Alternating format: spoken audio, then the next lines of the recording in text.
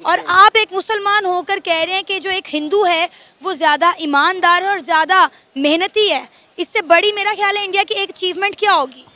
वैसे भी मैं मोस्टली कोशिश करता हूँ कि इंडिया के साथ काम ज़रूर करता हूँ, मगर मेरे मोस्टली सप्लायर जो है ना वो मुसलमान ही है। ये ना बरकब काम के लिहाज से ना वो मेहनती लोग, इसलिए तो वो एप्पल जो लेकर जा रहे हैं किसी वजह से लेकर जा रहा है। सर इसीलिए तो हर कंपनी भाग भाग के इंडिया जा रही है, इंडिया में इन्वेस्टमेंट करना पसंद कर रही है, क्योंकि उन्हें पता है यही बात जो आप कह रहे हैं कि वो मेहनती हैं, वो ईमानदार हैं, कमिटमेंट के पक्के हैं, जो कहेंगे वही करेंगे। अब आप देखें बड़े अपने इस बुनियाद पे तगड़े लोग हैं कि भाई हम जो लोग हैं वो पे कायम रहने एग्जैक्टली वो किसी हाँ वो अपनी बात जो है वो ये कह लें खुद मुख्तार लोग हैं। अब जय हिंद दोस्तों, मोबाइल फोन बनाने वाली दुनिया की नंबर 1 कंपनी एप्पल ने अपना 50% कारोबार चीन से समेटकर भारत में लाने की तैयारी कर दी है, जो व्यापार जगत में एक बहुत बड़ी खबर मानी जा रही है। दरअसल पिछले 10 सालों में भारत में मोदी सरकार ने जिस तरह भारत में व्यापार करने के लिए अनुकूल वातावरण तैयार किया, उसी का नतीजा है कि दुनिया की बड़ी बड़ी कंपनियां चीन से अपना व्यापार समेटकर भारत में आ रही है। एप्पल के भारत से व्यापार करने पर लगभग 5 लाख भारतीय युवाओं को रोजगार मिलने की उम्मीद है। इस खबर को पाक मीडिया भी खूब चर्चा कर रहा है। दरअसल आज पाकिस्तान में युवा ज्यादातर बाहर के देशों में जाकर छोटे मोटे रोजगार कर रहे हैं। वहीं पाकिस्तान में निवेश तो क्या आएगा, बल्कि जो कंपनियां पाक में थी वो भी अपना कारोबार समेट रही है। ऐसे में पाक के हुक्मरान जब भी कुछ मांगने कहीं जाते हैं तो उनको मिलता है सिर्फ आश्वासन। दूसरी ओर पाकिस्तानी बेरोजगार होने के अलावा दूसरे बेईमानी भरे कामों में भी शामिल पाए जाते हैं, जबकि भारतीय युवा तकनीक में माहिर व ईमानदार होते हैं। इसीलिए जहां भारतीयों पर सारी दुनिया भरोसा करने के लिए तैयार है, वहीं पाकिस्तानियों को कोई काम तक देकर राजी नहीं। इसी का रोना वहां का मीडिया भी रोता नजर आ रहा है। ऐसे ही एक शख्स ने पाक मीडिया से अपने अनुभव साझा करते हुए बताया कि वो विदेश में कारोबार करते हैं, जहां हिंदू ईमानदारी व मेहनत की मिसाल पेश करते हैं, वहीं पाकिस्तानी मुस्लिम धोखेबाजी व बेईमानी करते हैं। वीडियो में ऐसे ही कुछ पाकिस्तानियों को सुने। आपसे गुजारिश है कि वीडियो को लाइक व शेयर करना ना भूले। धन्यवाद। इंडिया के लिए ये बेटर डेवलपमेंट होगी, हमारे पाकिस्तान के लिए तो अच्छा नहीं होगा ना। हमारा तो हर हाल में वो दुश्मन मुल्क है, तो हम ऑलवेज उसके अगेंस्ट ही जाएंगे, हम उसकी फेवर में तो नहीं जाएंगे। और वैसे हकीकत में देखा जाए और इंडियन लोगों के साथ मैंने भी काम किया है, मगर मेहनत के लिहाज से इंडियन लोग जो हैं वो बेहतर हैं। इंडियन बांग्लादेशी जो हैं वो बहुत मेहनती हैं कौम है। मेरा बांग्लादेशियों के साथ भी बहुत रब्ता है, इंडियन के साथ भी, क्योंकि मैं तो होता हूँ ओवरसीज़ में हूँ, मैं यहाँ तो होता नहीं हूँ। मैंने पाकिस्तानियों के साथ जब भी काम किया है, इनको ऑर्डर कुछ दो तो ये बना के कुछ भेजते हैं। मेरा टेक्सटाइल का काम है, तो इनको कोई बनवाने के लिए कुछ कपड़ा दें और कपड़ा ही वो चेंज कर देते हैं। कलर, इनको कलर करवाने के लिए कुछ दें तो कलर ही गलत कर देते हैं। ये ऑलरेडी हुआ होगा, मैं आपको दिखा भी सकता हूँ। तो फिर अब आप किनके साथ काम करते हैं, किनको ऑर्डर देते हैं? मैं तो अभी इंडिया से ही काम कर रहा हूँ सर। अच्छा। मैं खुद इंडियन से के साथ काम करता हूँ। मैं कपड़ा लेता हूँ, तुर्की से लेता हूँ, चाइना से लेता हूँ, और बनवाई जो है मेरी एम्ब्रॉयडरी का काम है वो मैं सारा इंडिया से करवाता हूँ। और I am very happy with Indian peoples. Indian nature wise बहुत अच्छे हैं, मगर हमें उनसे नफरत है क्योंकि हमारे अगेंस्ट हैं। हमारे मुल्क के साथ में ज्यादती की, इसलिए मैं अच्छे नहीं लगते। और आप एक मुसलमान होकर कह रहे हैं कि जो एक हिंदू है वो ज़्यादा ईमानदार है और ज़्यादा मेहनती है। इससे बड़ी मेरा ख्याल है इंडिया की एक अचीवमेंट क्या होगी?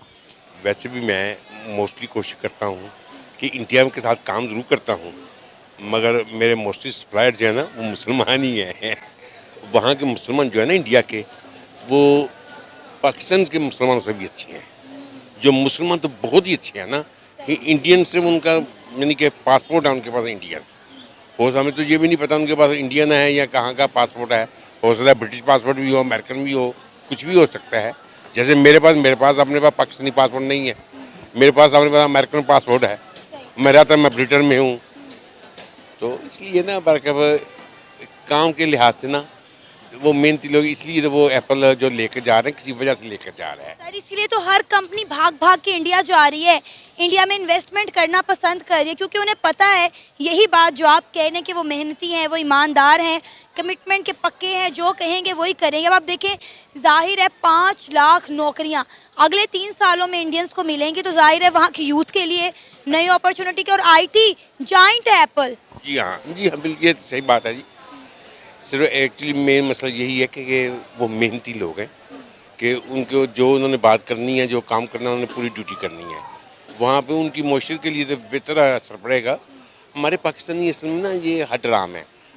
आपका काम तो आजकल बहुत चल रहा होगा क्योंकि हर बंदा पाकिस्तान से भागना चाह रहा है और बाहर जाना चाह रहा है। एग्जैक्टली बेसिकली पाकिस्तान के अंदर जो आपका सर्वाइवल है वो बहुत टफ होता जा रहा है।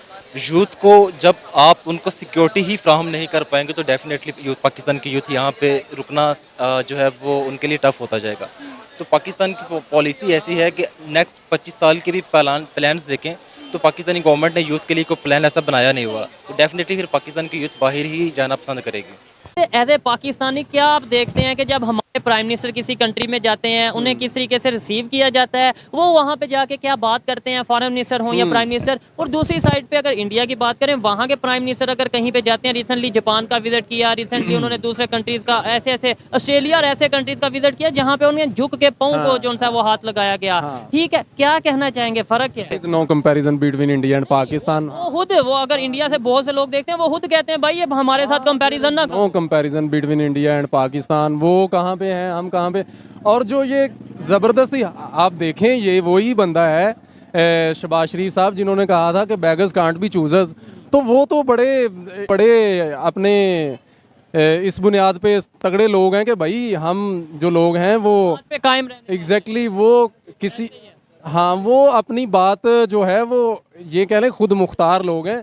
अब किसी एक रियासत का नुमाइंदा किसी बैगर्स को गले लगा के क्यों मिलेगा? अब बैगर को ज़रूरत है वो। आप दुनिया के किसी भी खित्ते में रह रहे हो, एक प्रोग्रेसिव सोच रखने वाली कौम का ये नज़रिया होता है कि उसने दूसरों से सीखना है, लर्न करना है, बजाय इसके कि हम उस बात को लेके ट्रोल करें कि जी आप इंडिया को सराह रहे हैं। आप भाई उसकी पॉलिसीज़ ऐसी हैं कि they deserve respect and appreciation of their policies. भाई मैं आपको एक चीज़ बताता हूँ, वो ये यहाँ से आप ये कैमरा भाई ने पकड़ा हुआ है, यहाँ से लेकर के मोबाइल तक आप पूरे गिरदो नवा में नज़र दौड़ाएं, कोई ऐसी चीज़ बताएं जो इस्लामी कंट्रीज़ ने डेवलप की है, कोई एक ऐसी चीज़ बताएं जो पाकिस्तान में जिसकी प्रोडक्शन हुई है, कोई एक ऐसी चीज़ बताएं जो हम जिस पे कैपिटलाइज करके एक्सपोर्ट करके हम कह सकते हैं कि चीज हमने इन्वेंट हमारी है, हम इससे जोड़े जाएं, हम इससे पहचाने जाएं। कोई एक ऐसी चीज़ बता दें मुझे। मुश्किल होगी। मैं अगर घड़ी पहनी है ये भी यहाँ की नहीं है, मैंने अगर ये शर्ट पहनी है ये भी यहाँ की नहीं, माइक भी यहाँ का नहीं, ये शर्ट आपने खरीदी यहाँ से होगी लेकिन ये पाकिस्तान की होगी।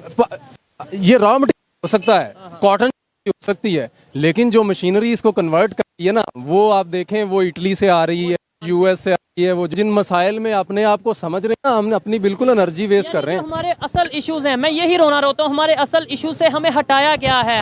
हमें ये नहीं बताया जा रहा कि भाई दुनिया डेवलपमेंट की तरफ जा रही है, आईटी इंफ्रास्ट्रक्चर की तरफ जा रही है, एजुकेशन की तरफ जा रही है, हमें ये चीज़ें नहीं बताई। यार सबसे पहली बात तो ये है कि एज अ पाकिस्तानी के कंट्री के जो रिप्रेजेंटेटिव को इस तरह बिल्कुल नहीं होना चाहिए। उसमें मुझे नहीं लगा कि कोई एक लीडरशिप क्वालिटी जो है वो देखी गई है। और दूसरी बात ये है कि अनफॉर्चुनेटली पाकिस्तान में यार शुरू से ही पाकिस्तान की जो फॉरेन पॉलिसी है वो अनफॉर्चुनेटली कोई इस तरह तगड़ी नहीं रही जिस तरह इंडिया की है। मैं इंडिया को एक्नॉलेज करूंगा कि मतलब उनकी खारजा पॉलिसी के हवाले से उन्होंने बहुत अच्छे इनिशिएटिव लिए हैं। एग्जैक्टली उन्होंने फ्रांस से, उन्होंने रूस से अपनी मर्जी की बुनियादों पे उन्होंने मतलब प्रोजेक्ट्स दिए हैं और अपने वेलफेयर के लिए उन्होंने जो मतलब इनिशिएटिव लिए हैं जो कि पाकिस्तान नहीं ले सका अनफॉर्चुनेटली। उसकी बेसिक वजह यही थी कि हमारी खारजा पॉलिसी कोई और कंट्रोल कर रहा था और हमारे जो रिप्रेजेंटेटिव थे वो बस किसी के उंगलियों पे इशारों पे चल रहे हैं। यहाँ पे कोई ऐसी चीज़ हमारी है ही नहीं, मैन्युफैक्चरिंग है ही नहीं। आईटी देख लें आप, इंडस्ट्री देख लें आप, मशीनरी देख लें, अब दुनिया का कोई एक चीज़ देख लें ना, पाकिस्तान में कौन सी हो रही है यार?